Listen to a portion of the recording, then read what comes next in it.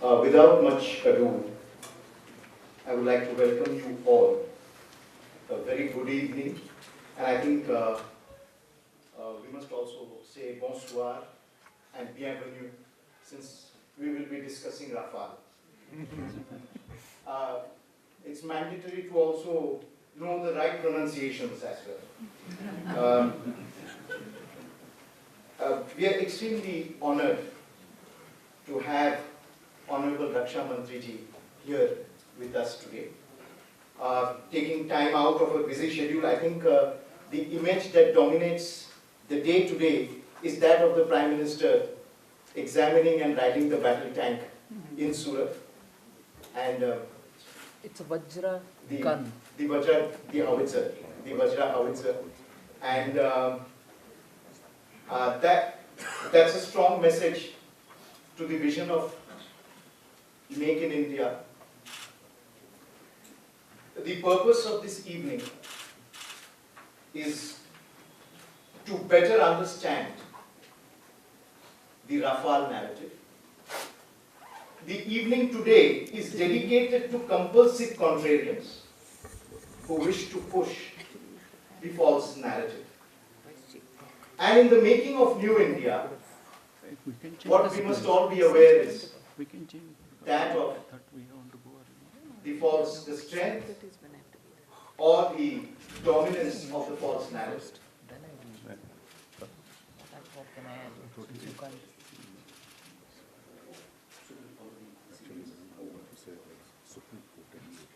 So I think I must also make this point that Raksha Mantri has time, so we'll follow the usual sequence.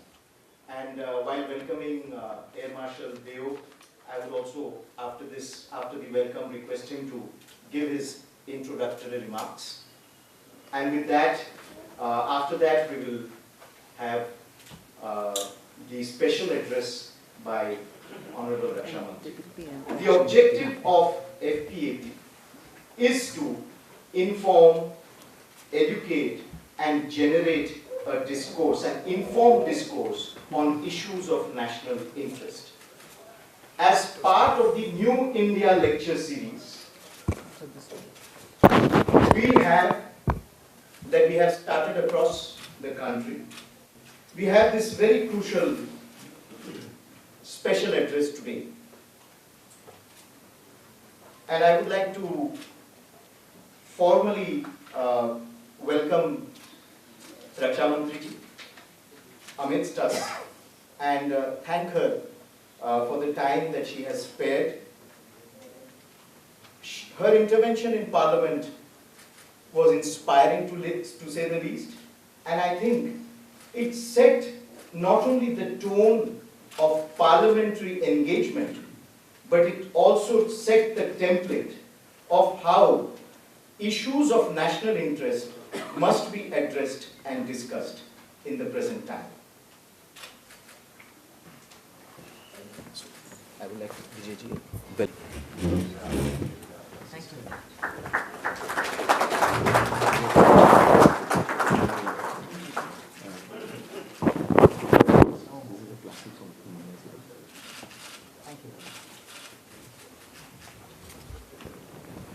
Welcome Marshal Deo also. Thank you very much.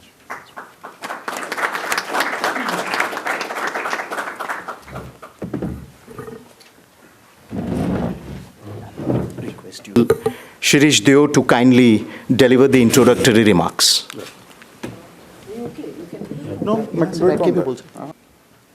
Nirmala Sitharaman, Dr. Hon ble, Dr. Ble, and all the dignitaries who are here, and my friends from the media, thank you very much for inviting me here. After my retirement, I've been waiting to get an invite to talk on Rafale. But unfortunately didn't happen. And 3 reasons I can, mention here. First is the Supreme Court judgment. Next is a comprehensive, cogent, and clinical explanation of the Rafale deal by the Honorable Raksha Mantri in the Parliament.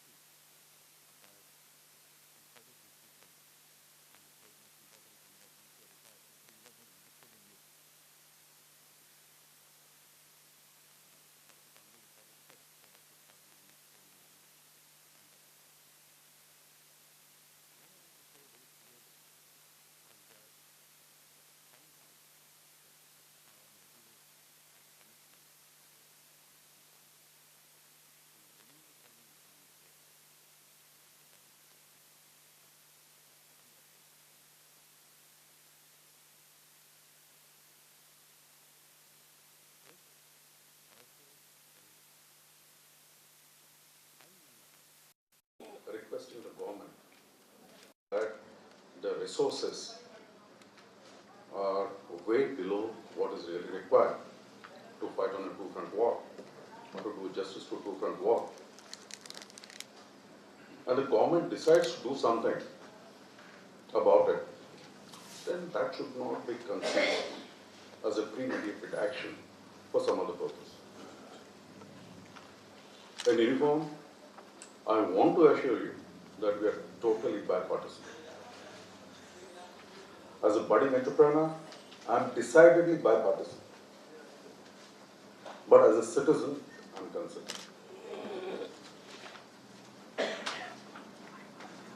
What often happens is that when you ask a professional to explain a complex aspect of an endeavor or a deal, either he is very indulgent and he just tells you, "No, this is how it is, listen to me," or he starts explaining things in such fine details that he loses the audience straight away. That is what happens to most.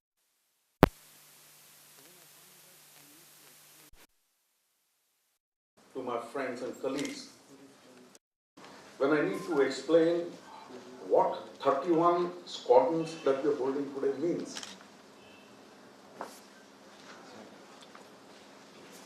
when I had to tell my young son who's in the Air Force as to why, if you will provoke when you're not balanced, you will make a mistake. It happened in 62. If you don't keep this Air Force strong, if you don't keep the army strong, it will happen yet again. In my service career, from 87, when we had the first activation in my service career, we had 3 activations, where the government was seriously considering, both the government, should we get to war or not? And for good reason. So those of you who think that all this is a waste, I would like to tell you, yes indeed, when this money goes outside, when you buy things from outside, okay, that's our limitation currently, and we are making great strides in overcoming this limitation. But we need to be strong, we need to be strong quickly.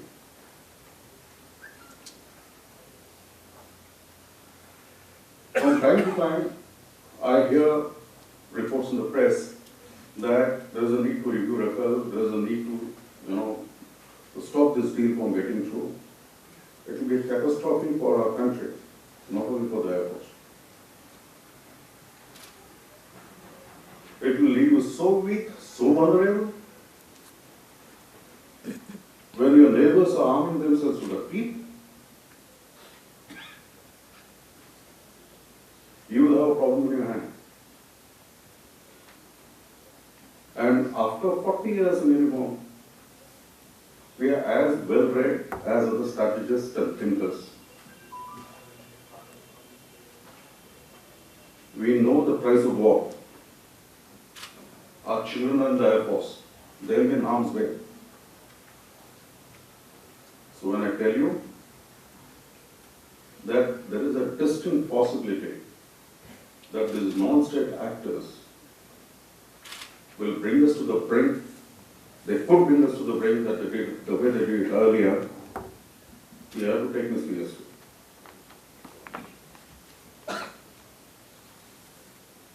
And at that time, with only 31 squadrons, we will suffer a great deal of casualties. Air Force is a unique service. In fact, that's really paradoxical. Air Force can't do without teamwork. Even an NC who is doing splitting on the tarmac, a mission can be aborted because of him. A mission can be aborted, lives can be lost in case some technician doesn't do his work properly. But in the end, there are only 1,000 people fighting, going across and pulling the trigger. In the airborne component I'm talking about. That is how close we are. You have 30 storms, you have 500 aircraft, you have 1,000 people going to fight. And how they fight, the equipment with which they fight, that will decide the course of the war. So do you still want to tell the Rafale people? That people I know so well that I've shaken hands with them and my friends, colleagues for decades, and I can vouch for their honesty. They're the ones who are pushing this deal.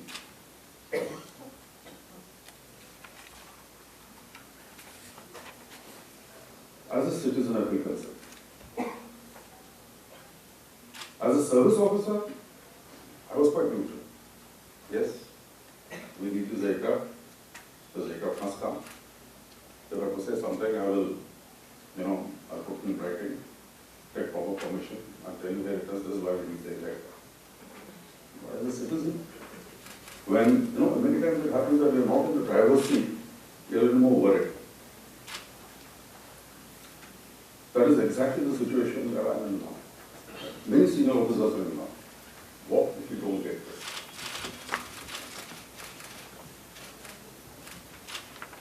These two systems, Rafale and S-400, they're going to change the way we fight.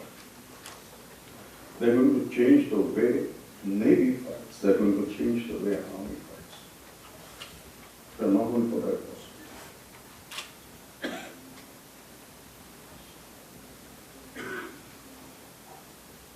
I've personally flown this aircraft. It's a great aircraft. There is no gain saying that it's one of the best aircraft that is currently flying other than the F-22.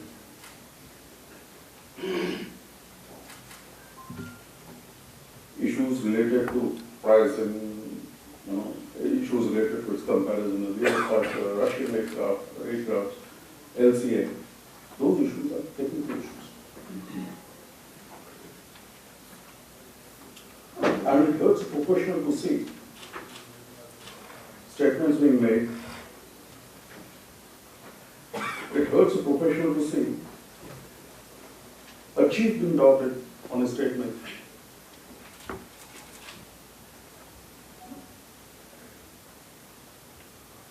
So I'm bipartisan as an entrepreneur. I was bipartisan when I was in uniform, but as a citizen, I'm certainly not. I'm concerned. I'm deeply concerned.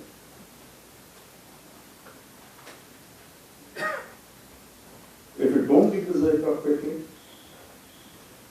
if we don't get this aircraft, well, all the bells and whistles that we want, India-specific enhancements, then you're seriously compromising your national security, and I don't need nobody to tell me that that is not so.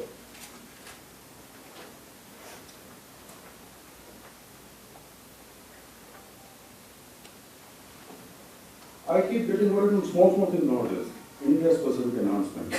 Okay, they have been, talked about. We talk about pricing, we talk about this, that. That's straightforward. I'm sure next mention will be given. But you start discussing India-specific enhancements, like some people are attempting to do. That, to my mind, is treason. That's what our neighbors want to know. What are India-specific enhancements?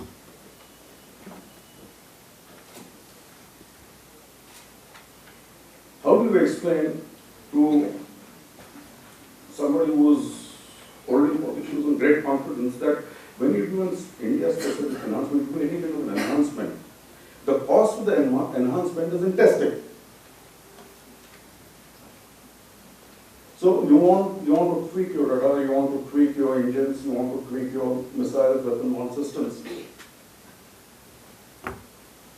You need to spend a large amount of money, time and effort into making sure that this enhancement don't reduce the overall performance of the aircraft. And flight safety is not endangered because of these enhancements. That is what takes money, that is what takes time.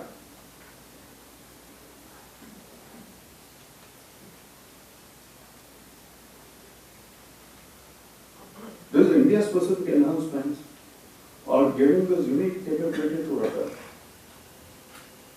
Please pardon me if I don't pronounce it right on the number.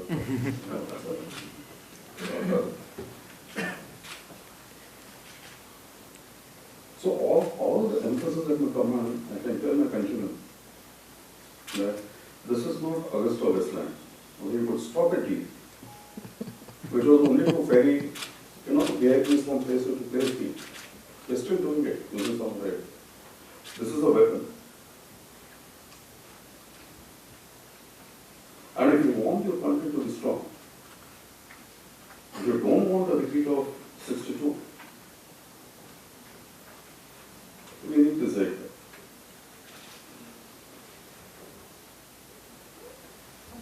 If you don't get this aircraft, Air Force, the slight edge that it has, that will erode very quickly. Anything that you choose to do, if this aircraft doesn't come for the Air Force, is going to be at least 5-6 years. And how situation changes in this 5-6 years? Who here can guarantee me that there's not going to be another parliament attack?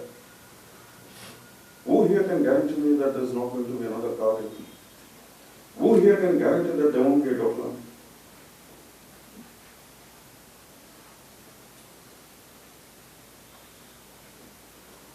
These things go out of hand like this. It's happened to our country earlier.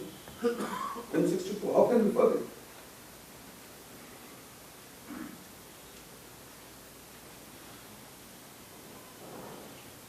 So, in a very government neutral manner, in a very, in a very straightforward manner, I would like to put it to you all, that when you are discussing Rafale, in any context, please first think about our country.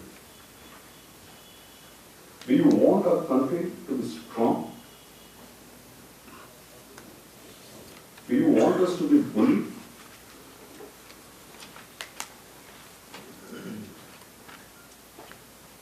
Whether it is Indus water or where there is, I just don't want to get into those issues. We read about it, we study, okay, we interact with lots of people who have deep knowledge about these issues, and all of them tell us, nobody can guarantee what a non-state actor can do. Churchill, I believe, said something long time back. We don't have permanent friends and permanent enemies, only permanent interest. And you see, interest getting compromised, or is a conflict of interest across both the borders.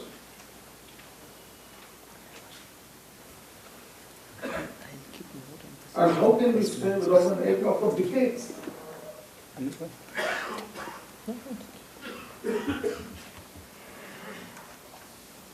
So, I'm sorry I'm not very articulate because I feel very strongly about this subject. And I'm getting out into Mrs. Sitharaman's time. And, No. I'm looking forward to what No, I'm talking something else. No, please, go ahead. Okay. But I want to thank you very much once again, people who organized this talk.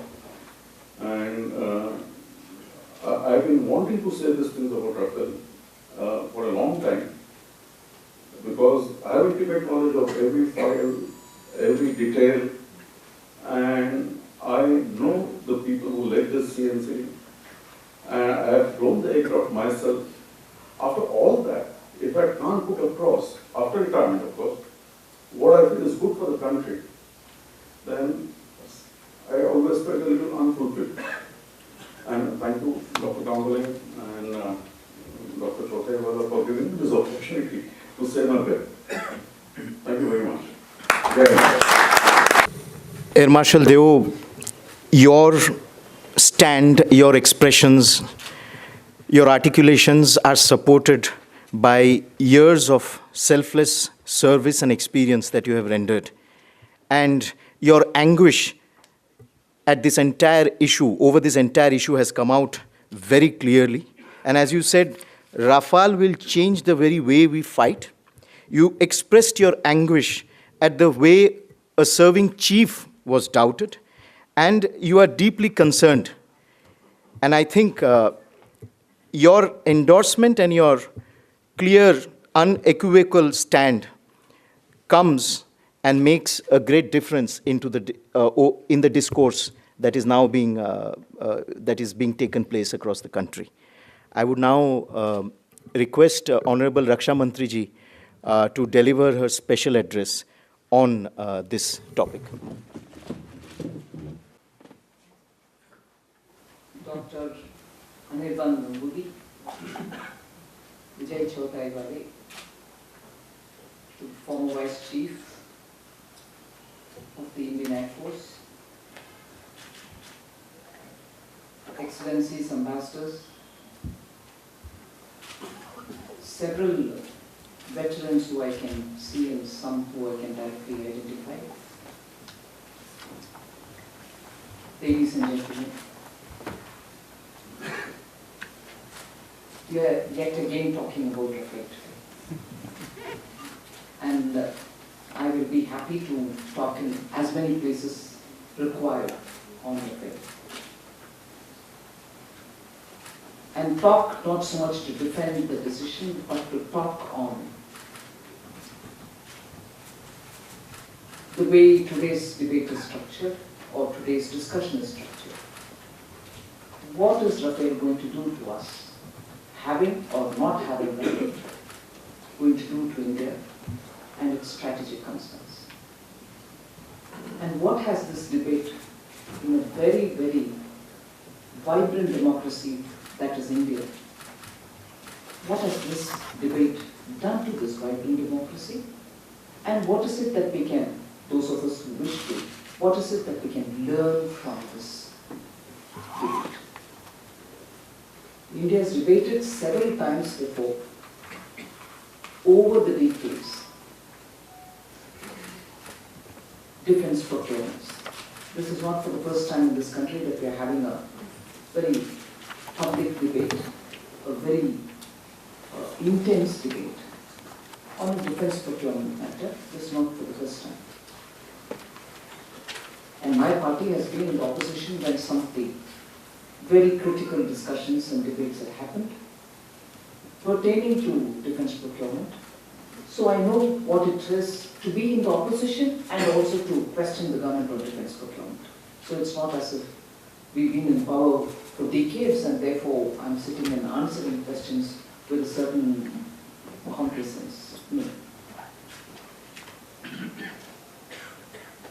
And in all this, when we're talking about defense procurement, unlike many other procurements, which I do not want to undermine by saying they're not comparable, but in all discussions related to defense procurement, a very fine line between national security and its priorities exists concurrently with transparency and discussions about transparency.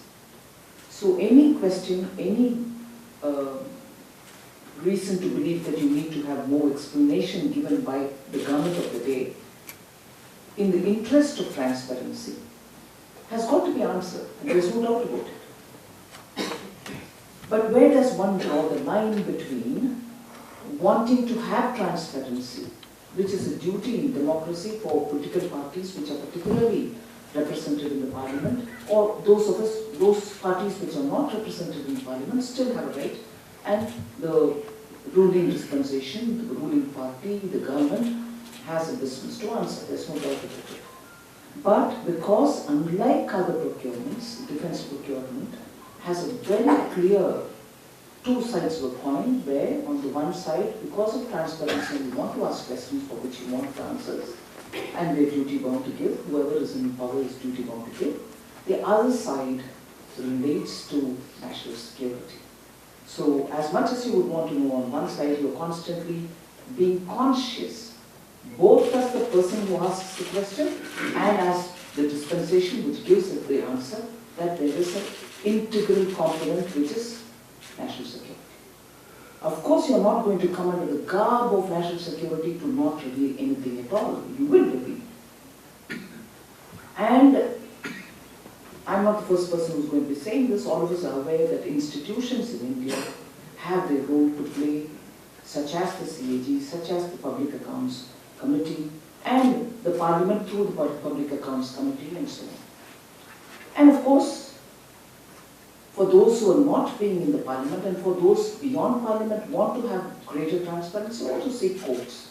The court comes to play, and through the legal process, you do obtain to some level of satisfaction within the framework of institutions which are around the replies.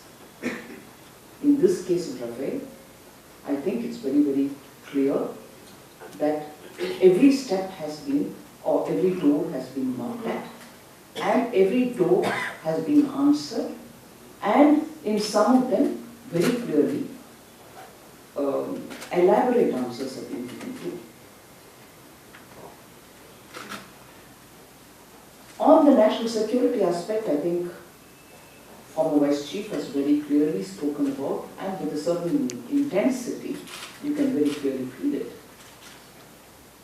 Why is it important? In this case, now we are talking about Dassault, we are talking about Rafale, but for defense procurement, now that I've been there for a reasonable period in the ministry, I can tell you, the process itself is so infused with so much detail, so much processes within the process, the larger process of trials, of tests, of proving in various terrains, because unlike in many countries, any equipment that you buy in many countries will have to prove itself in probably one terrain or probably 1.5 terrain. India has the unique situation of, and I remember, again, fairly having traveled in all those border areas where such powerful equipment will play a critical role. India has a typical and a unique thing where we have at one go diametrically different terrains and weather conditions where you will have to face different contingencies. You are dealing with the salt marshy lands of Sir Creek. Moving upward, you are dealing with Thar Desert where the temperatures can touch almost 50. In summer, 50 degrees Celsius. Then you're moving over to the wide paddy fields. Move up, you're going very high altitude till the Dowlat Bay Old Deep Point. You come further east, you're talking about tropical conditions in the tri-junction with Myanmar, and you're going upwards. Within a matter of 100 kilometers, you're climbing quite an altitude. So your soldier is going to have to be acclimatized not just for the malarial tropical thickets, but he moves upwards very quickly to such high altitudes bordering with Tibet. And in all this, the weather conditions are very sharply different. Why do I have to say this? Does every soldier deal with Rafale? No. That is why I said equipment purchase, big vector purchases, platform purchases, all of them in this country will therefore have to prove themselves in all these terrains. Which means you're waiting for summer to prove it in Thar, you're waiting for winter for the high altitude cold, you're waiting for the monsoons in the tropical, so 1.5 years even to test and say it's worthy, you can buy it. After which, if you've chosen to go through the tender route, you have a process, or if you've chosen to go through the government contract, intergovernmental agreement route, the process takes a different route. Time consumed. Post that, the negotiation consists of teams of people who are professionals who are going to use it, and the cost-related people from the audit or defense accounts. All of them sit together in different teams and negotiate the cost. At no point in time, any one individual has his whims and fancy done, technical or financial. If this is the rigor with which decision making should happen, in this country, unfortunately, the rigor has been sometimes, and probably more than once, obviously tweaked in favor of somebody who has not gone through the system, but who probably cuts corners in the system and wants to have a benefit for himself at the cost of what the services want. And therefore you have this fear that since it's happened before, it can happen now. Since corners have been cut earlier, it can probably be done now. And till now, I can for sure say, they have always been very well-informed network of people who disparagingly all of us may call as arms dealers, disparagingly may call as arms dealers, but probably had the technical information, so they went around convincing people this is the better in one rather than the other. For good or bad, this government chose to not have them at all in the picture. And not just for Rafale, but for any one of it. We said it's enough for our experts in the services for themselves to go and check it up for themselves, rather than have somebody come and educate even those who are stipulating the standards for what they want. So this not so pleasantly applied terminology of middlemen, who went around telling the whole world they are coming to explain the technical details of anything that you want to procure, were actually doing otherwise. Technical detail was the brochure that they would hand out, but maybe other things were being discussed.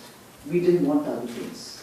Nor did we want the technical details through them. We thought as many as the service officers who could go get the details or invite parties and talk with them about the details will be more than enough. And the rest of it, the call will be taken by the ministry's officials, who should be looking at the cost, who should be comparing the international cost, who should be comparing the benchmark cost, who should be doing their job. And therefore, between 2014 and today, I can tell you in none of the purchases, I will take the names of two of my predecessors, Sri Manohar Parrikar, who is now the Chief Minister of Goa, and the current Finance Minister, who also had the portfolio of defense in additional charge. And now, we've not, and deliberately not had any middlemen coming into the corridors of South Block.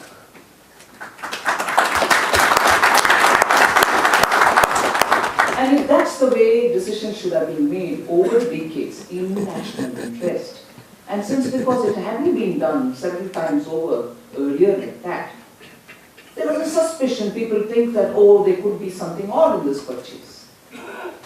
But simultaneously, each time, there has been a suspicion. You've also had other agencies, as I said, in a vibrant democracy. It could be the Controller and Auditor General of India, or it could be the powerful media, or it could be any other institutions, or through the court, or through the public interest litigation, and so on. Something comes up as a prima facie issue to say there is suspicion to believe because. There's suspicion to believe because CAG, because PIL, because court, because something, because media. Here, nothing at all. But look at the way an artificial storm is being created. Totally artificial. It picked up momentum, unfortunately, because the French ambassador is here. Unfortunately, because some media house in France came up with something which people thought, ha, at last we've got the card. Energized, they wanted to go ahead. But it turned out to be one of those very, very odd media houses which reported, which the French government, I must tell, to their credit, immediately came up with an explanation. And in this instance, I must say, to honor the intergovernmental agreement, I am grateful that the French government has stood up each time to say it is an intergovernmental agreement, this is what we've done. Just as we've done. In international relations, diplomacy just doesn't work through diplomats only. Governments also stand up for one another because eventually relationships over the decades of it with France, the relationship has been built even before we came. The strategic partnership, the unique strategic partnership that we have with France was something which has been built over the decades. And I'm not taking any names, but to cast aspersions, to take the names of head of governments, former head of governments, current head of governments, and I've had a discussion, this is what transpired. I'm like, please, where is the minutes?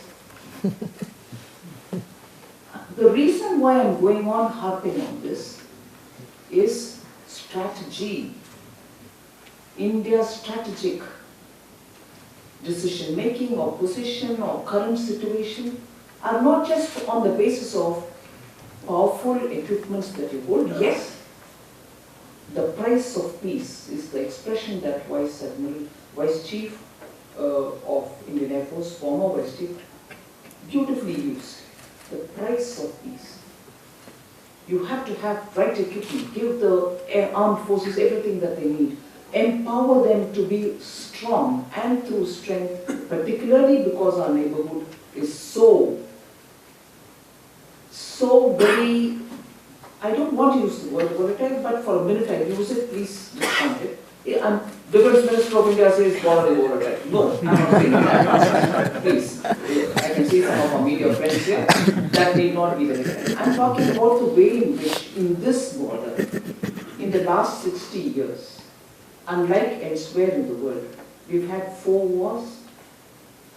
You had periodic skirmishes, face-offs, and therefore in that context I'm using volatile. Friends, let's take it into context.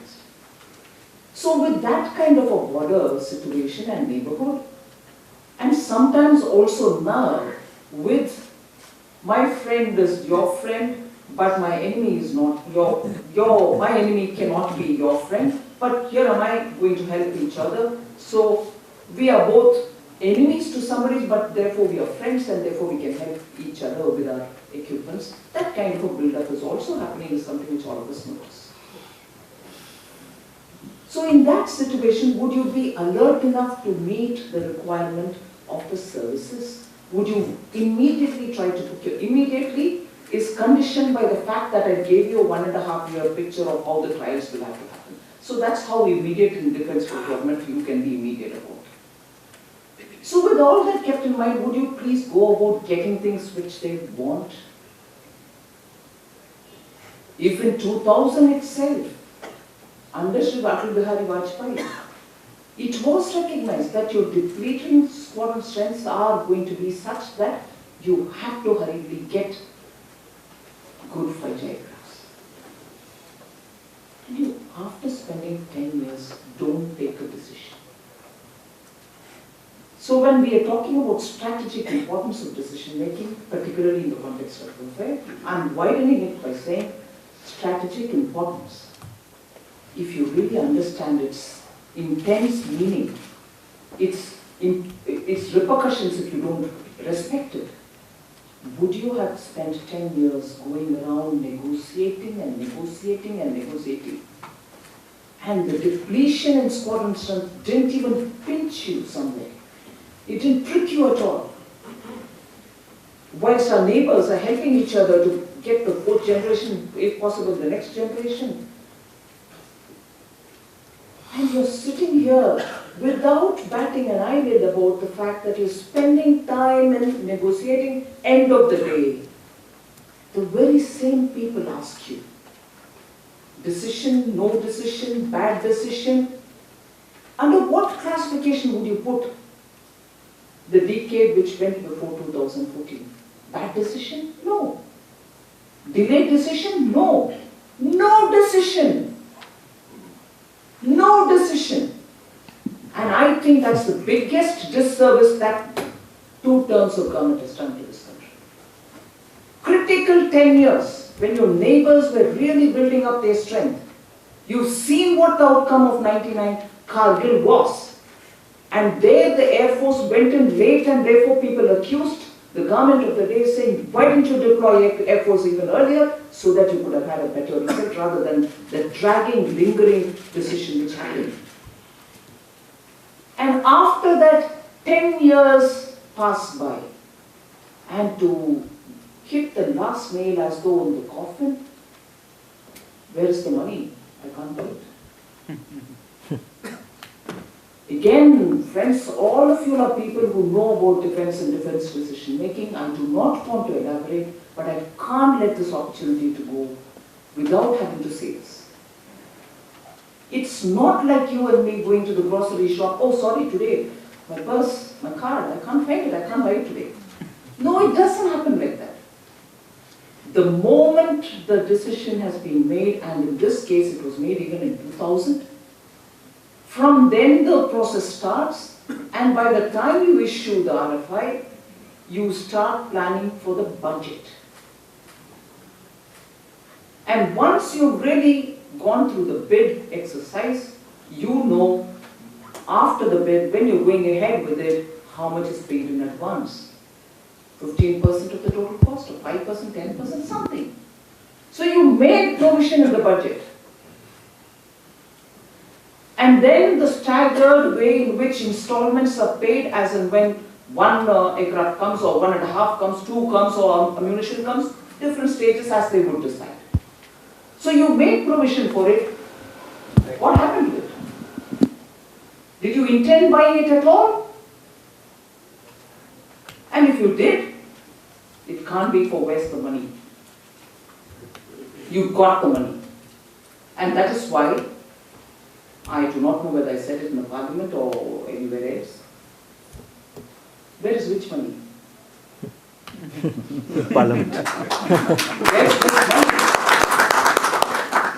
And that question leads me also to further stretch it to today, when Government of India, through an intergovernmental agreement, has gone ahead and we'll get the first aircraft in September of this year. Money, provision, everything else made, advance paid, and everything. That is why they also criticize, saying, oh, you're able to pay the French government or Dassault, but you're not able to pay HAL. You know, all kinds of distortion in this debate. I'd stretch that. Where's which money? To today. When we've decided, we've gone ahead, we're buying it. The intensity with which this whole thing is going on, even after answer being given in Parliament, after Supreme Court going through the decision on 3 things. It's not me who went to the court. Whoever went to the court, and he's right. If he wanted to go to the court, he's gone. All right. And what did he ask? What were the questions asked? Or what was the plea? The plea was the price to be checked. Was the process all right? And on the Indian offset partner. 3 issues were the core of the PIL which went to court. And Supreme Court, when pronouncing the verdict, has clearly given its verdict on each of these 3. And what is the ridiculous side of it? You go through that, you are satisfied, you want to go for a appeal, whatever, review, it's all right. Legally, whoever has got the power will go ahead and nobody can stop, and I fully respect it. But what is it? You're not able to digest the court's verdict on price, on process, on Indian offset partner. What was being asked? Did the Supreme Court say you can't appoint a JPC? I'm sorry. What about what it said on price? You have an issue with it? Come, debate with me. Ask me the questions on it. Of course, we are not discussing the judgment, but if you have a need for greater clarity from the government, you're welcome to ask. No, we are not talking about it. But we want to also misread the judgment from somewhere and say, no, Supreme Court has not gone into the price detail. Oh no. Initially, much before October, I think, They might have said, no, we are not interested in that, we want to see only the process. So later, they directed the government to give it, and we gave it.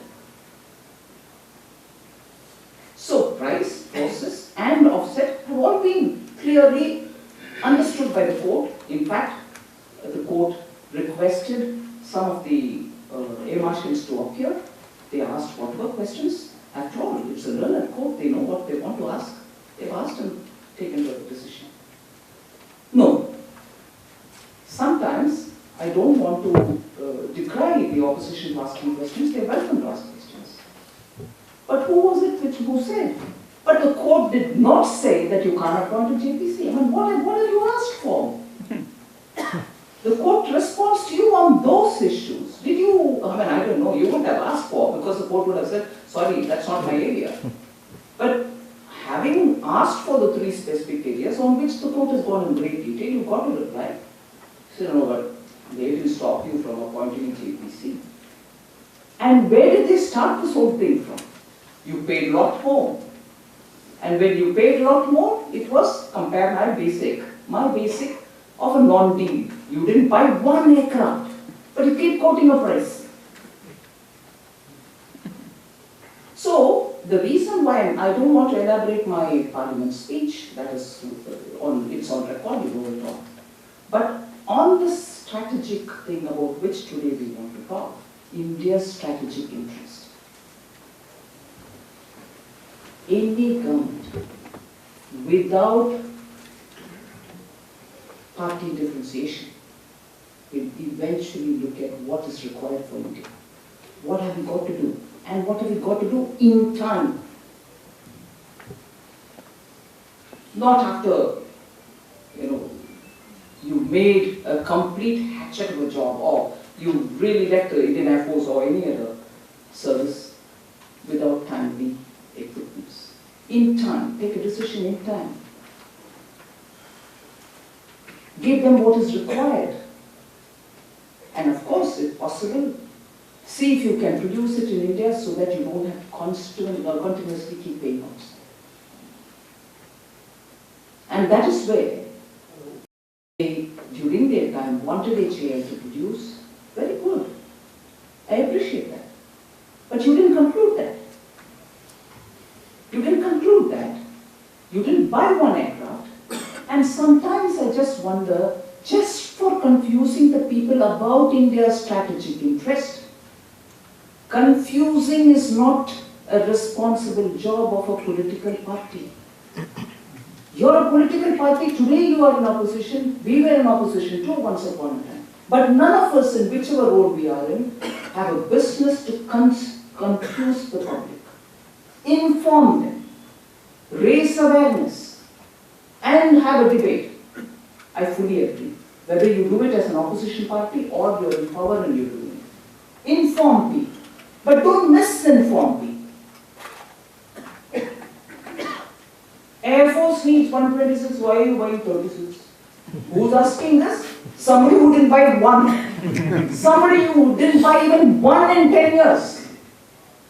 And let me ask my friends, Air Force requires 126? Probably Air Force requires 650. In what way are you informing the public?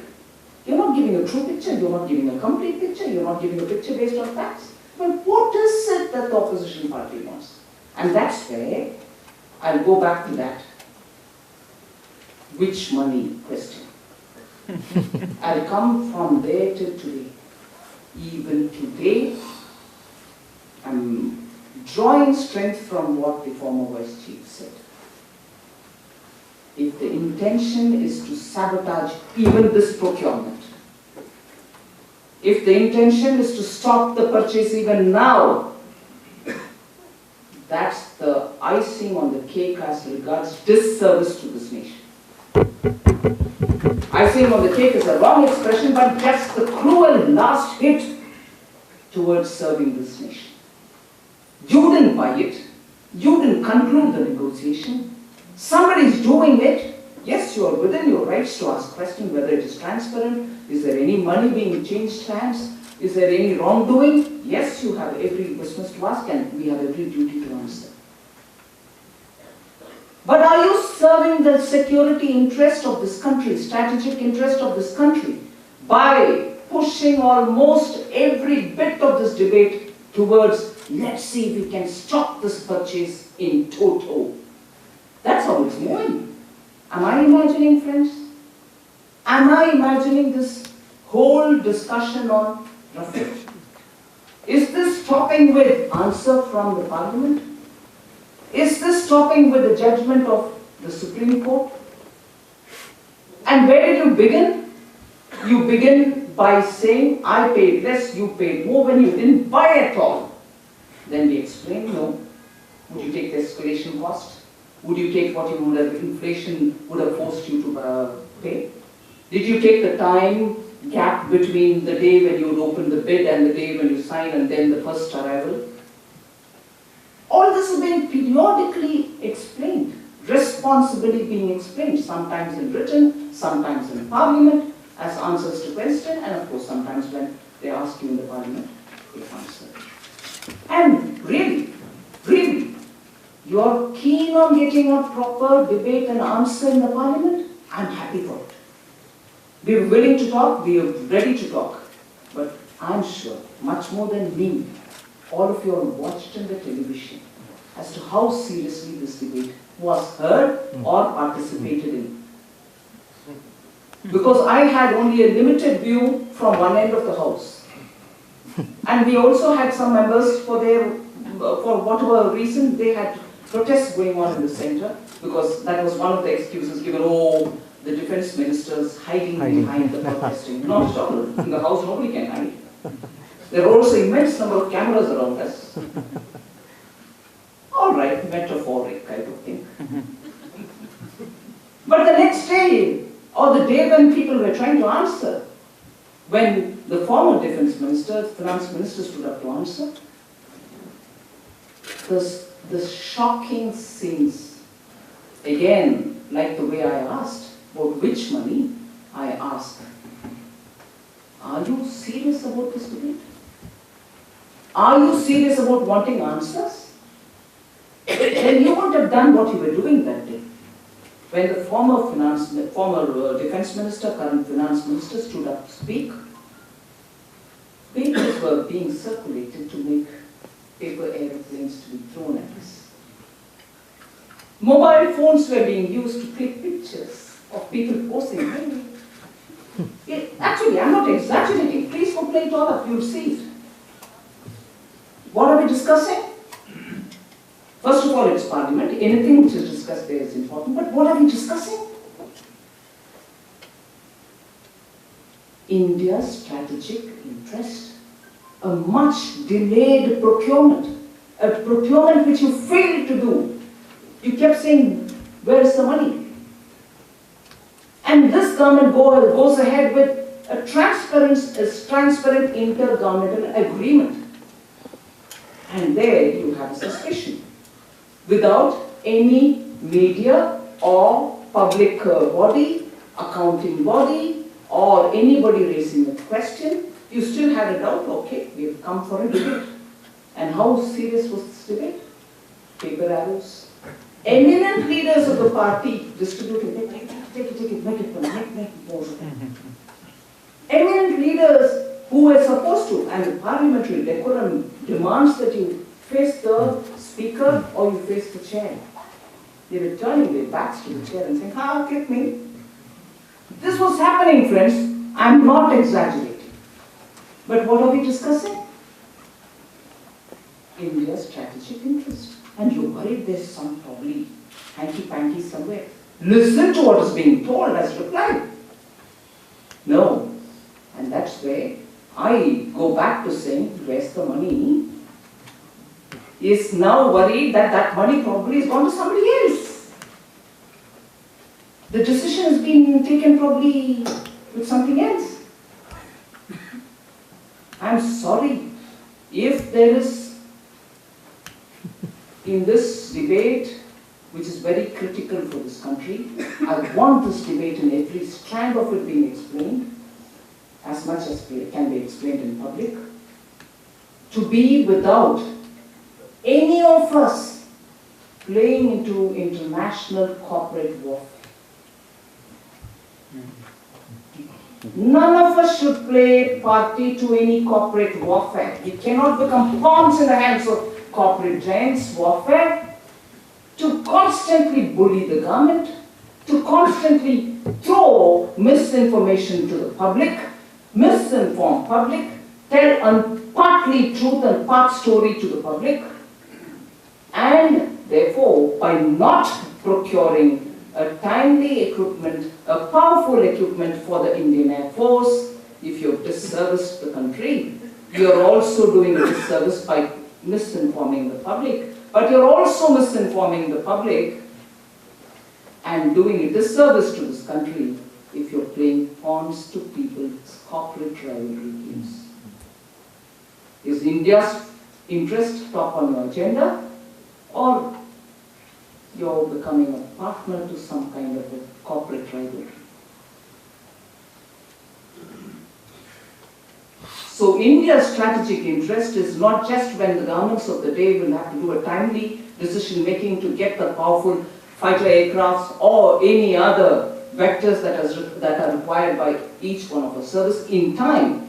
Your service also is to inform the public rightly, to generate public discussions rightly, to inform the public with facts, ask for such facts which are required for your debate, and your debate after all was there a malpractice?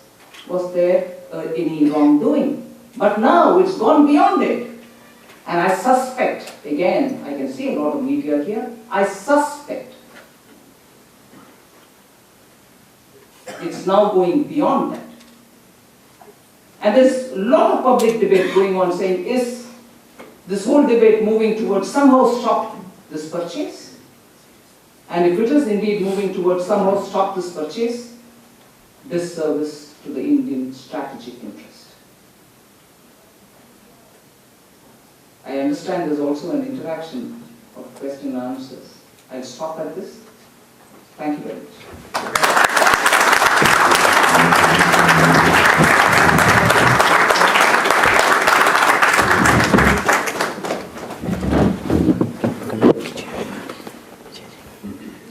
For time crunch, Honorable Raksha Mantri has kindly agreed to take few questions from the audience. My humble request would be that ask the questions briefly and ask only one question so that more number of people can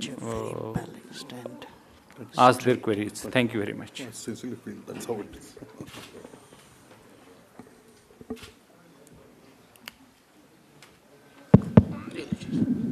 Yes. Sanjay. Ranjay. Mike.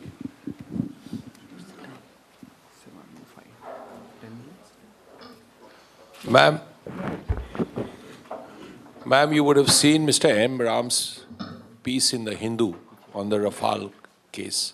How would you react to it? What would you have to say to it? I think our reaction has already been issued as a statement. The statement tells you lots more than what I can say in a half a minute. It's there in the folder. Yeah, it's also a copy is given in the folder. Copy is given in the folder. A detailed statement. Yes, sir. Please, go ahead. No, you yourself. Yes, please go ahead. Ma'am, now after this Congress allegations, we see that a lot of people are questioning and asking questions from the government that why did you not go in for buying more Su-30s? Why not some other planes? And they're even questioning the Air Force on not going in for Make in India, not allowing HAL to build aircraft. So what do you have to say on this regular expression of doubt on integrity of Air Force officers and their role in this entire deal, ma'am? Because this was I think for the first time after long years that Indian Air Force officers were heading the negotiating team and not bureaucrats from the government. Your question is not one question, huh? There are so many things into that.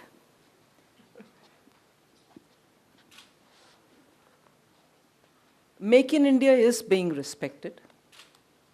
And that is why, whether it's the production of Tejas or production of Sukhoi, additional production, scaled up production are all being worked upon, and both in terms of giving orders, releasing funds, all that is happening.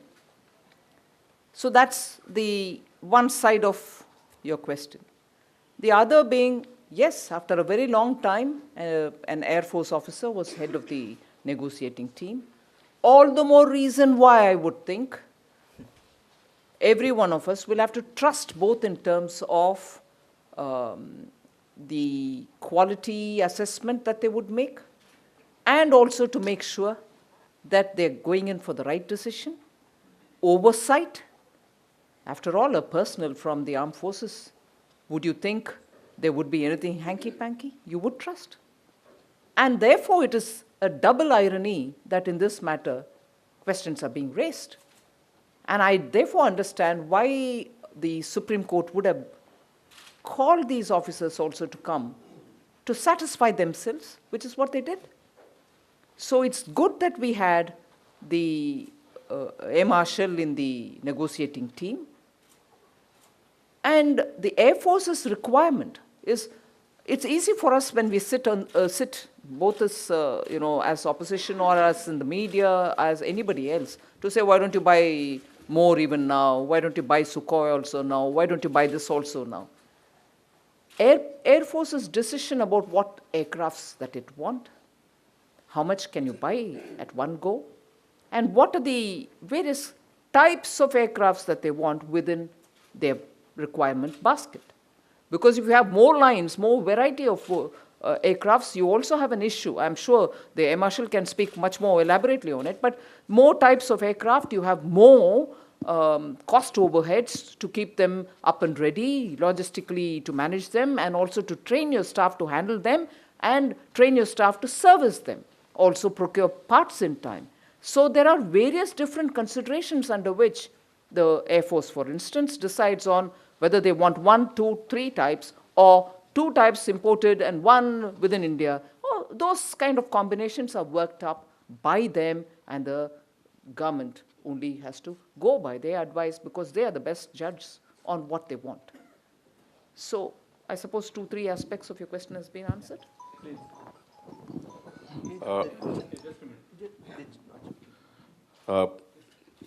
May I? Yes. Ma'am, I wanted to ask you, do you think that defense deals are too prone, too vulnerable to such political game and political mudslinging? And if that's the case, don't you think as policy maker, you should be able to look at some system through which these kind of blame game and politicization of defense deals do not happen, and they do not affect the process of the needed modernization of our forces, and they do not affect the morale of our forces, workforce, whether it is pilot or the soldier or the sailor.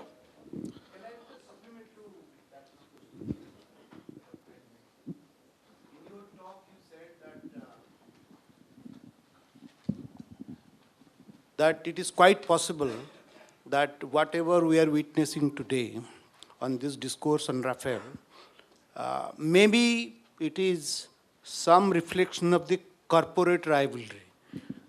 If that is the case, is that your deduction, or the government seriously saying from this angle that the entire discourse against the Rafale is being funded by the anti or the opponents of Dassault or Rafale?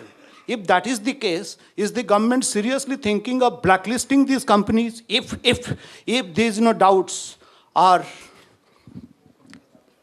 confirmed?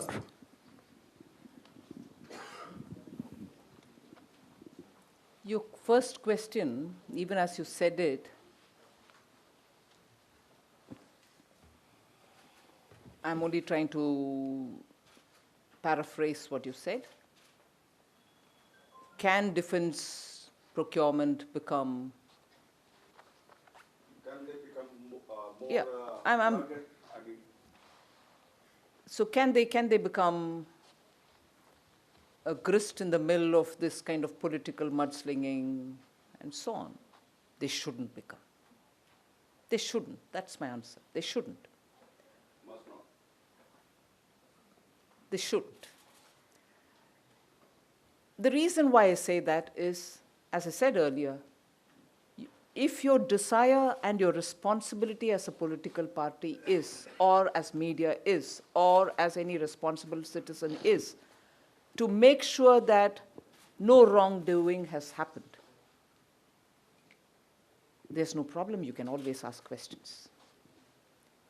You'll try to get your answer. You got your answer. You're not satisfied. Then you'll approach the next institution and try to get your answer. So the process for obtaining answers of matters of concern for national interest are all institutionalized and are available. But beyond that, if you're constantly going to harp on it from the point of view of misinformed debate, yes, your question becomes absolutely pertinent that they should not become. This is not the way to do it? No. That's, I suppose, with an example and answer to your first question.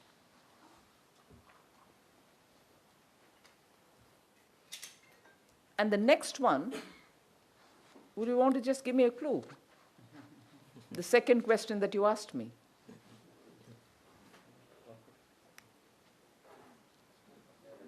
Are you okay with my answer given? Is that all right? I've completed your questions because I thought you had a second question, which I think they were interlinked to each other. But the point was that how to ensure the Yes, modernization yes, moves no. forward And no, there was one without the between. hassles, without getting heartache. No, there was one more between. The second one which you wanted to ask me is, how are you going to be able to make such changes there so that it doesn't become subject to such controversies? Yes. The point is, defense decision making over the decades, for overcautious way of we want to be sure that we're not doing anything wrong, every government has done this. I'm not just crediting myself for it. Every government has tried to keep the processes so well laid out that it is transparent, it can be shown as we've done a neat job. But in the process, they've complicated it so much. You cross one hurdle to go to the next, and then you realize, oh my God, I should have done something more even before. Then you go back to doing it. And all this gets recorded. And that's where, even in this debate, discussions happen with all the technicalities. And some person says, no, not this. There could be something else in terms of quality, not another brand, another company. It's more within this. Can you have 56-inch rather than 36-inch rather than 26-inch? Or it can be 18, stop at 18, don't go for the 36. Any such discussion happens, it all gets recorded. Then, finally, if there are 7 members in the committee, 5 or 6 say, we'll go ahead in this matter this way. And therefore, the other 1 member says, all right, but I think this my suggestion is good. But nevertheless, and end of the day, all the 7 sign saying we agree to go through a particular format. But today, it's a process, right? Over the decades, it's been decided that this is how it should happen, right? But if my intentions are eventually to cancel this whole order, I'll pick this up and say, didn't 1 member of this whole team differ? Didn't he say buy only 18? Why did you buy 36? For all you know, he said buy 600. You didn't buy 600? So, there's some wrongdoing. So if you want to go hair-splitting to find something with which you want to thrash the government, the process which you've laid for yourself itself is playing out. I'm going by the process. Now, if I don't record it, say, oh, there's a hanky-panky. From the beginning, you didn't want to record it. No, I've recorded. Oh, but one fellow said no. So, the long and short of what I want to tell you is now we are looking at having a stakeholder consultation so that the procurement process is made simpler, but yet give its due place for transparency and make sure the process does not violate any of the general procurement norms. So that's the answer for you all. And the process of wrongdoing and the process of blacklisting and the process of before blacklisting, demarcating some companies whose practices may not be all right, all that is well laid down. So it can be used as and when there is a need. But in this case, I wish I can replay my speech. I've raised a lot of questions. Are these people who have some very dire questions to ask, I hope they're not becoming a party to corporate rivalry and so on. I know a lot of people would want, particularly in the media, for the minister to be quickly saying, oh no, wrongdoing, Falna's involved, so and so, I'll go do this tomorrow. No, I've raised questions. Just the last question. No, there are 2 or 3 more. Finish it all off. Everybody who's put their hands up now and no more. रक्षा मंत्री जी, आपने कहा कि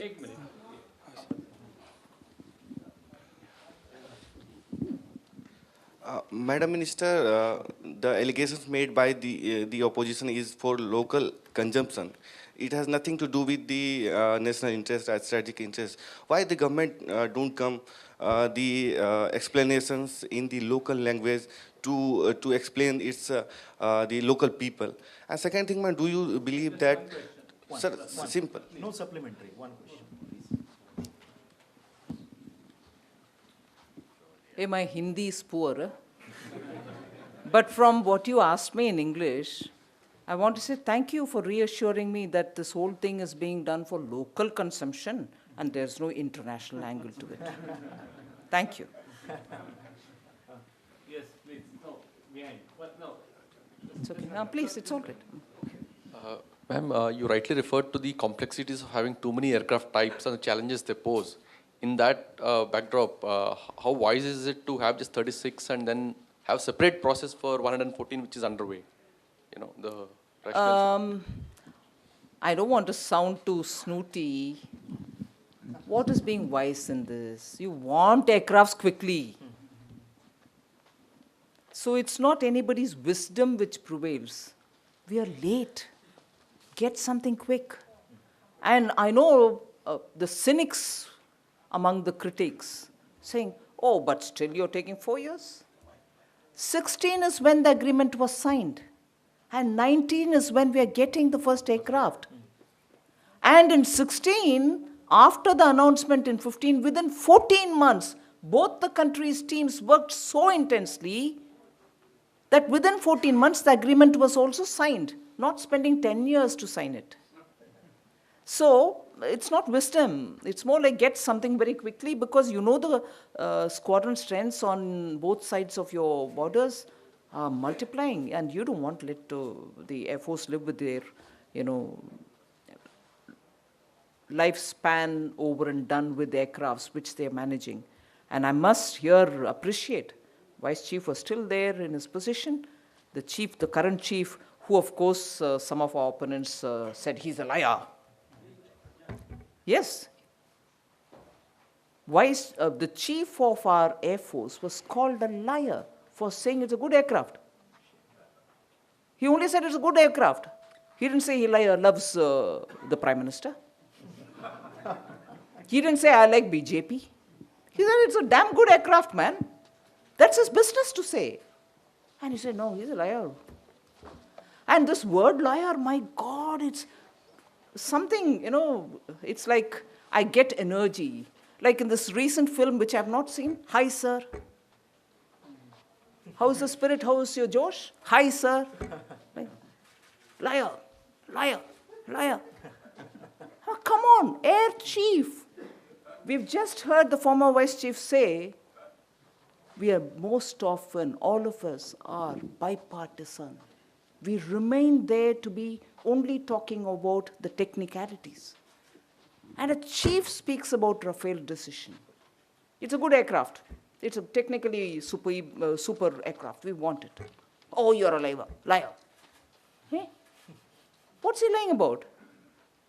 So, anyway, so in this case, it was more like get something quickly, get that very thing quickly, and Air Force said, this can arrive. We'll work hard. 14 months, thanks to the French team and the Indian team working together. And 3 years, we are getting the first aircraft. Just last question, yeah, please go ahead. Yeah.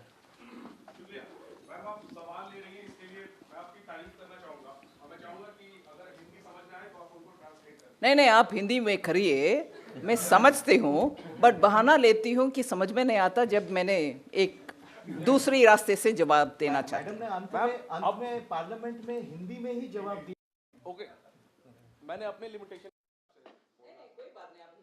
Ma'am अब सवाल और जवाब जो है वो बहुत आगे बढ़ चुके हैं लेकिन मैं फिर से जो अप्रैल 2015 में हुआ उस पर एक बुनियादी सवाल फिर से पूछना चाहूंगा क्योंकि मुझे लगता है वो सवाल आपसे नहीं पूछा गया है कि मुझे ऐसा लगता है हो सकता है पूछा गया दुनिया भर की सवाल आ गया है वो बुनियादी सवाल मैम जो जब डील हुई 2 दिन पहले एस जयशंकर का बयान था कि एचएएल से बात हो रही है मार्च 2015 में एरिक ट्रेपियर का बयान है कि हम एचएएल से बात कर रहे हैं और ये बयान एचएएल के अधिकारियों के बीच था तो जब एरिक ट्रेपियर कह रहे हैं कि एचएएल से बात हो रही है चीजें चल रही हैं एस जयशंकर का बयान है कि हाँ एचएएल ऑन बोर्ड है बातचीत चल रही है अचानक से 10 सालों तक डील नहीं हुई मानता हूं लेकिन डील रद्द नहीं हुई अचानक से क्या हुआ कि डील रद्द हो गई एक नई डील की घोषणा हुई और रक्षा मंत्री उस वक्त मौजूद नहीं थे प्रधानमंत्री के साथ तो ये विपक्ष ने 10 साल तक डील नहीं की और वो आप पे आरोप लगाते हैं भ्रष्टाचार का वो सवाल एक तरफ आप एक नागरिक को एक इस बात का जवाब दीजिए कि जिसमें नागरिक हैं कि पत्रकार मैं पत्रकार और नागरिक दोनों हूं नहीं आप नागरिक के नाते मैं नागरिकों के लिए सवाल पूछ रहा हूं नागरिकों की तरफ से सवाल पूछ रहा हूं जिनको नहीं पता नागरिक की तरफ से ही पूछता है मैं सिर्फ आपसे ये पूछ रही हूँ कि आप सिर्फ नागरिक है कि प्लस भी है दोनों मैं जवाब फिर भी देती भाई ये जो बुनियादी सवाल है इसका अचानक से एचएएल को हटा क्यों दिया गया और अचानक बुनियादी में आप ऐड करते जा रहे हो जी मैम बुनियादी में कितने चाहिए पूछ लो मगर ऐड करते जाने में मुझे लिस्ट बनना पड़ता है आप मैम बना लीजिए 4 बुनियादी सवाल आपने पूछा जी है ना सहमति है उसमें जी एक लाइन जरूर बोली कि तब की नेगोशिएशन रद्द भी नहीं हुई है ना आपने बोला डेडलॉक में था नेगोशिएशन और सरकार इस अ कंटिन्यूम मतलब नया सरकार आ रही है इसीलिए भी एकदम काम रोक जाते हैं ऐसे कुछ नहीं होता चलते रहते हैं ब्यूरोक्रेट्स उनके अपने फलना डेट में जाके नेगोशिएशन करना है इनको बुलाना है उनको चर्चा में बिठाना है वो काम चलते रहते हैं सो जो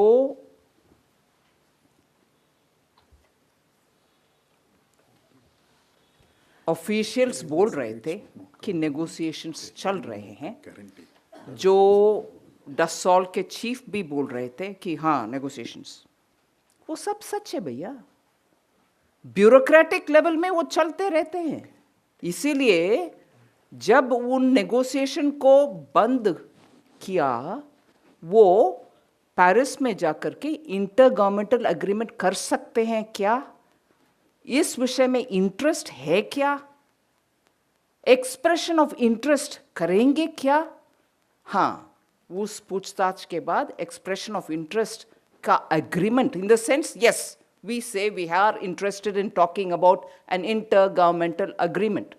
उसके बाद ही, क्योंकि और आगे बढ़ने का रास्ता दिखाई नहीं दिया, डेड लॉक में आ गए, उसको रद्द करके इंटरगवर्नमेंटल नेगोशिएशन को आगे बढ़ाए. इसीलिए वो भी सच है और एक्सप्रेशन ऑफ इंटरेस्ट भी सच है और कैंसलेशन उसके बाद भी सच है. Core question 1 answered. क्यों? अरे आ रही हूं भैया, आ रही हूं. पहला क्वेश्चन हो गया, हो गया पहला क्वेश्चन. अरे पहला क्वेश्चन हो गया कि नहीं? What is pending in that? What is pending in that?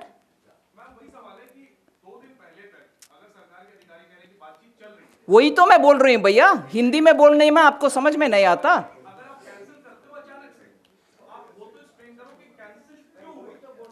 अरे भैया मुझे लग रहा है कि नहीं नहीं, एक मिनट, मुझे लग रहा है कि जब आप हिंदी में बोलोगे,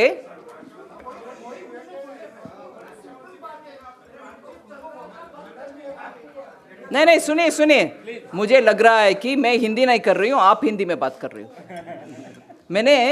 मेरे मन में ये लग रहा है कि मैं हिंदी में बात कर रही हूं. नहीं, मैं हिंदी में नहीं कर रही हूं शायद. नहीं तो आपको कैसे एक्सप्लेन करूं? मेरा हिंदी आपको समझ में नहीं आ रहा. क्या मैं इंग्लिश में बोलूं?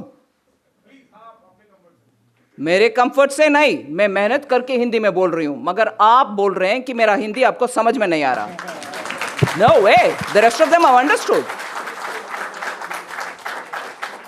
अगर उस प्रश्न में, मैं इसीलिए पहले से बोला 4 प्रश्न आपने पूछा, पहला प्रश्न के जवाब मैंने दिए. आप पूरे कहानी में आधा अधूरा है, मैं मानती हूं, सेकंड में आती हूं ना. पहले प्रश्न का बात बोल रही हूं, जो एम्बेसडर साहब ने कहा वो भी सच है और उसका कारण मैं बोल रही हूं. ब्यूरोक्रेसी में वो चलते रहता है, मगर जब एक्सप्रेशन ऑफ इंटरेस्ट अप्रैल 15 में हो गया है और उसके बाद ये स्पष्ट हो रही है कि आगे नहीं बढ़ रही है, वो 10 साल से जो रास्ता चलते आ रही है उसमें आगे बढ़ना अभी अब असंभव लग रहा है, उसको बंद करके इंटरगवर्नमेंटल एग्रीमेंट के ओर चर्चा शुरू हुआ.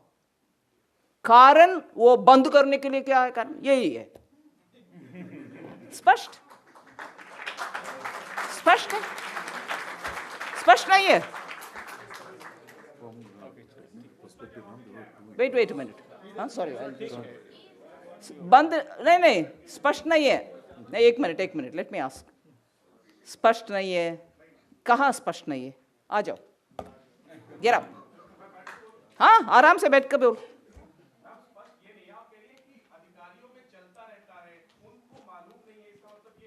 मैं मालूम नहीं है शब्द नहीं उपयोग किया. प्लीज मुझसे हिंदी में और इंग्लिश में हर एक लाइन में पकड़ लेती हूं जी. आप तोड़ मोड़ करके बात ना करो मेरे से. बंद नहीं, अधिकारी को मालूम नहीं है एक्सप्रेशन मैंने उपयोग ही नहीं किया. आप कैसे जोड़ रही हो? आप कैसे जोड़ रही हो उसमें? मैं उस बात को नहीं जोड़ा. Go on.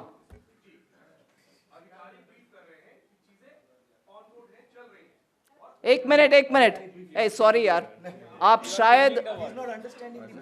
शायद ज्यादा टाइम लेने के बाद समझ जाएंगे और मेरे हिंदी का कमी के वजह से आपको समझ में नहीं आ रहा. आपके दोस्त लोग बहुत बैठे हैं, प्लीज उनसे भी हेल्प ले लो. मैं शायद आपके लेवल पर नहीं बात कर पा रही हूँ. ओके, एक मिनट. आपका पहला क्वेश्चन के मैं बैड स्टूडेंट हूं, जवाब दे चुकी हूं. मार्क मुझे 2 मार्क 200 में परवाह नहीं, मगर मैं जवाब दे चुकी हूं. ठीक है, आपके लेवल पर नहीं. वो पहला. सेकंड में आओ. What was your second question?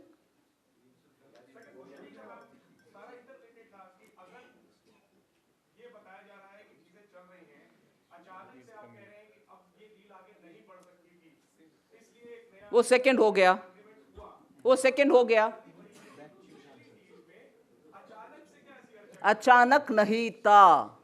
अचानक एयरफोर्स 10 साल से वेट कर रहा है, वही है अचानक. 10 साल से वेट करने वाले एयरफोर्स अचानक खरीदना चाह रहे हैं.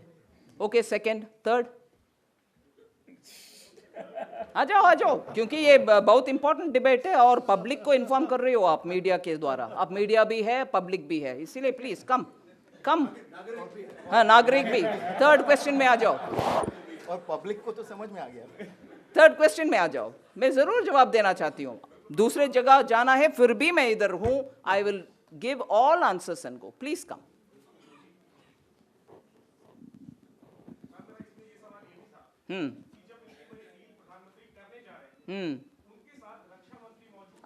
Yes, I forgot that. You asked me. रक्षा मंत्री डील साइन करने के समय वो ही साइन किया है. एक्सप्रेशन ऑफ इंटरेस्ट के समय उनको साथ ले नहीं गया इसीलिए करप्शन हो गया है. ये गलत इंटरप्रिटेशन है भैया. प्रधानमंत्री इस देश का उस देश का राष्ट्रपति से बात कर रहे हैं और एक्सप्रेशन ऑफ इंटरेस्ट का मतलब क्या इस विषय में हम हमारे टीम को भेज सकते हैं आपके टीम के साथ बैठने के लिए बात करने के लिए. उतना तो हो रही है. उसका भी अधिकार नहीं है क्या प्रधानमंत्री को? हाय भगवान. ही इज ओनली सेइंग मैं टेक्निकल डिटेल्स बोल नहीं सकता हूं. मैं टेक्निकल विवरण में जा नहीं सकता हूं मगर हमारी एयरफोर्स को अर्जेंसी है भाई. आप कुछ हमारे साथ बातचीत करने के लिए तैयार है? जो मेरा टीम आएगा आपके टीम के साथ बातचीत करेगा. ठीक है भेजेंगे टीम. ऐसे करके आने के लिए भी अरे साथ मेरे एयरफोर्स चीफ रहना है मेरे रक्षा मंत्री रहना है पूरी टीम रहना है. समटाइम्स वो हो नहीं सकता है और उसमें कुछ कानूनन गलती नहीं है. हमारे प्रधानमंत्री को उतना तक अधिकार है कि जाके नेगोशिएट करने के लिए टीम भेजने के लिए बोल सकते हैं. उसमें गलती निकालने में क्या है? कानूनन कुछ गलती नहीं है उसमें. आपको मैं स्पष्ट करना चाह रही हूं उस समय कुछ भी नहीं तय हुआ. ये सब टीम जा करके 14 मंथ्स के बाद डील साइन करना. उस समय रक्षा मंत्री को कहीं रख के प्रधानमंत्री ही खुद जा करके साइन नहीं किया जी. रक्षा मंत्री साइन किया. ठीक है.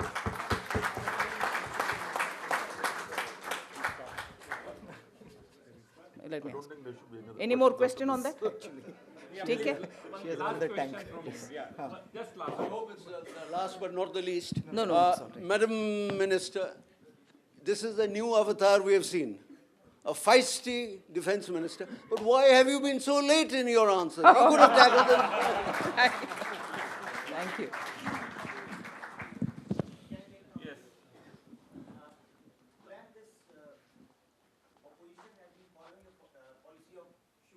I think that has not, I mean, of course, I am absolutely convinced about what you spoke in the parliament, what Arun Jaitley ji spoke about it, but I think this needs to be talked about more to the general public. Because, I mean, it's unbelievable, you know, as to how... But just an observation. Yeah. I feel more needs to be done in terms of talking about this. See, one thing I'll take this opportunity to explain. I'm sure everyone here understands it. 18, which is one squadron being bought in flyaway condition. The rest of that 126 were to be produced by Dassault with HAL. Now, we've neither reduced the total, that 126, to 36, which some eminent people are accusing us of. No, that 18 has been enhanced to 36. For that which was going to be produced by HAL together with Dassault, we have gone for an RFI. We are now going to have people come, see who's going to be the best offer, and they will produce together, hopefully as a joint venture in India. Whilst I'm saying this, I also want to say 36 we are buying, and the offset rules say that for every 100 rupees that you pay outside to buy one thing, 50 rupees equivalent will have to be spent by that original equipment manufacturer in India. Spent. How? He can go for investment, how he can go buy millions of glasses. Again, it's not necessary that he has to buy only Rafale related. He can buy anything which As a OEM, he may buy these glasses and export it. It doesn't matter. The choice is his. He can do anything. So long as he's investing, so long as he's buying something, or a product, or so long as he's buying a service. So he can go to one of these software companies and say, I want a software package designed, and tell me what is that cost. We pay you that money, that software we want to use in my office, or we want to give from our side to some French company. Or it can be any of that. So to mistake that the offset money will have to be used only for Rafale again is wrong. So that 50 rupees which that original equipment manufacturer is coming to spend here, he can spend in buying tablecloth. Strictly, I'm not joking. He can buy chairs, he can buy lamps, he can buy anything. Or he can go in for a joint venture with somebody to produce grinder machines, polishing equipment. Nothing to do with Rafale, but he can do it. The idea, the larger principle is that if you're paying them 100 rupees, you want some money to come back to India so that we can have jobs created in this country. And jobs are not just provided only by public sector undertakings. Yes, we want to support them, we want to make them efficient. Private sector can also do it. But wait a minute, even that change, that not public sector but also private sector was not brought in by Modi. It is 2013 change. That change, that offset money can be spent on not just the public sector, you can go spend it on any private sector, was also a change made by the UPA government. We have not changed it because we want to benefit one sister of somebody or one cousin of somebody else. No. It was done in 2013. So, one thing to be clear is offset money comes for India to be spent in India for anything, not just for Rafale. And in fact, in most cases, it's not just for the same thing, it can be for anything else. One. Second, public sector or private sector was a change brought by earlier government. Third, in this case, the RFI is issued for the manufacture of the rest of them, and the process has just begun. So to imagine that somebody's cousin or somebody's sister has been roped in to produce the rest of the 108 Rafale is blatantly wrong. So what went to HAL or what went to HAL under their scheme of things is now gone to the cousin or sister or mother-in-law of somebody? No. That is an RFI still waiting to be decided on who's going to do it. Offset need not be mixed up with that. That's not offset. Offset is anything you buy, anything you do with that money, invest, you buy something, or you buy a service, you buy a product. That's not the production of the rest of the Rafales, which HAL was substituted. Sometimes I just wish they do a bit more homework. What went to HAL has now gone to the cousin. Excuse me. It's still in the form of an RFI. We've issued it all right. So the offset going to somebody's brother or cousin or sister or mother-in-law is not for the production of the 126 aircrafts. It's for that every 100 rupee, the 50 rupee has to be spent here. Some spending is happening. Through the media reports, I understand about 100 companies are getting it. Some companies in Coimbatore are also getting it. Some companies in Bangalore are getting it. In fact, several companies in Bangalore are getting it. And we are not interested in any one of them. We are interested only in the mother-in-law and sisters.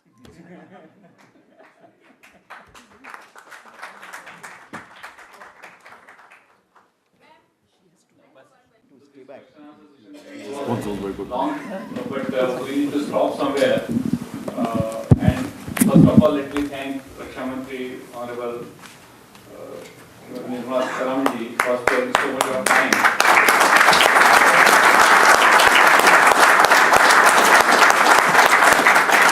In fact, many of you must be knowing that we preponed the timing only because she had to go somewhere. And her office, in fact, while I was sitting here, also calling me and buzzing me that please conclude. But she has she was very generous, and thank you very much again. And it was also on a very short notice. It was a repeat of the Parliament performance. Yeah. Equally thankful to Vice Chief of Air Staff, Shri Devji, who also came on a very short notice. In fact, he was in Mumbai to attend a wedding of his close friend's kid. But when we requested him, he said that okay, he would come for a few hours. So from here we thanks all of you, dignitaries, ambassadors, and friends and colleagues for making this program a great success. Also, members of media, thank you very much, and we hope that we will continue to give your support in our future interactions also. Thank you very much. Thank you.